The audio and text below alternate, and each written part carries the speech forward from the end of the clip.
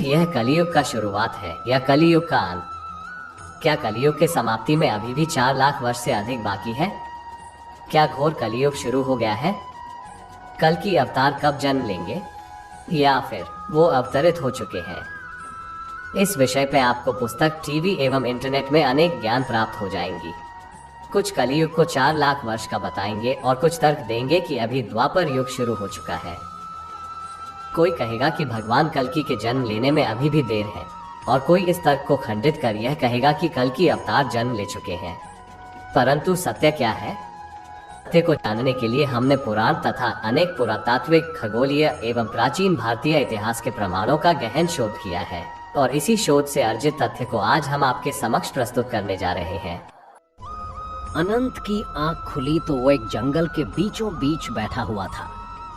ये सपना था या हकीकत, समझ पाना उसके लिए मुश्किल था। और सामने बैठा हुआ था शेष। अब अनंत को शेष पर शक हो रहा था, उसे डर भी लग रहा था। उसने अपनी कांपती हुई जुबान से पूछा, तुम हो कौन? पहले अपना परिचय दो। मेरा परिचय न हम कालस्य अहमेव कालम।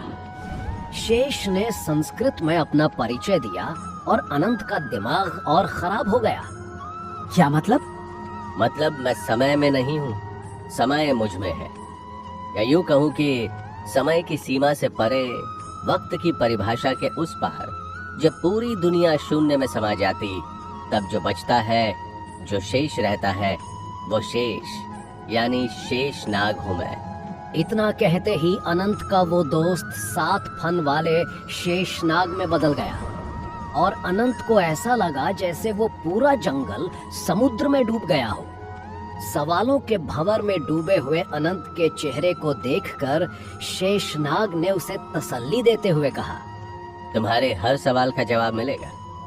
अनंत शेष के इस भयानक रूप को देखकर डर से कांप रहा था।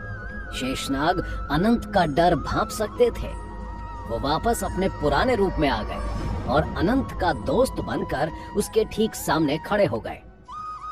अभी अभी चारों ओर जो समुद्र फैला हुआ था, उस समुद्र का पानी छटने लगा और अनंत को दूर नजर आया हिमालय पर्वत, उस पर खड़े एक योद्धा की परछाई। अनंत ने तुरंत पूछा, ये योद्धा कौन है? ये विष्णोर दशम अवतारम कल्कि कलयुगस्य संहारकः।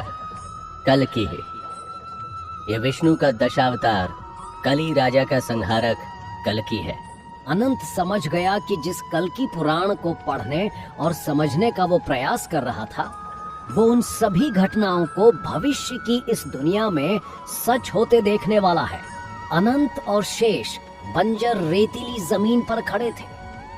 चारों ओर सिर्फ हल्की सी रोशनी थी। दूर एक आंधी सी नजर आ रही थी, जो घना अंधेरा बिखेरती हुई आगे बढ़ती जा रही थी। अनंत ने पूछा, ये घना अंधेरा जमीन को निगलता जा रहा है, क्या यही कलिराज है? और अगर हाँ, तो कहाँ है कल्कि? 2 कदम आगे बढ़कर उस बढ़ते अंधेरे को निहारते हुए शेष ने जवाब दिया, अभी तो ये कलयुग की शुरुआत है। जब कलिराज अपनी सीमा लांघ देंगे, तब आएंगे कल्कि। समझ गया। तो कल्कि को समझने से पहले मुझे कलिराज को समझना होगा। पर तुम इन सब के बारे में कैसे जानते हो? शेष ने एक मुस्कान के साथ मजाकिया लहजे में जवाब दिया, मैं महाभारत के संजय से लेकर संजय दत्त तक हर किसी के बारे में जानता हूँ। इतना कहते ही शेष ठहाके लगाकर जोर जोर से हंसने लगा, और फिर उन्होंने सामने की ओर इशारा किया। सामने जो दिख रहा था, उसे देखकर अनंत हैरान था। उसे एक अजीब सा परिवार दिखा। चलो, मैं तुम्हें श्री कृष्ण के जाने के बाद कलयुग की इस धरती पर पैदा हुए एक परिवार की कहानी सुनाता हूँ, और ये कहानी बेहद खास है। शेष कलयुग के किस परिवार की कहानी अनंत को सुना रहा था? कौन था अधर्म और क्या संबंध था उसका कलिराज से? मिथिया नाम की कन्या से मृत्यु के जन्म तक की कहानी जानने के लिए सुनते रहिए हमारा अगला एपिसोड। अगला एपिसोड सुनने के लिए चैनल को करें सब्सक्राइब, लाइक, शेयर और कमेंट करके बताएं कि आपको ये एपिसोड कैसा लगा। धन्यवाद दोस्तों।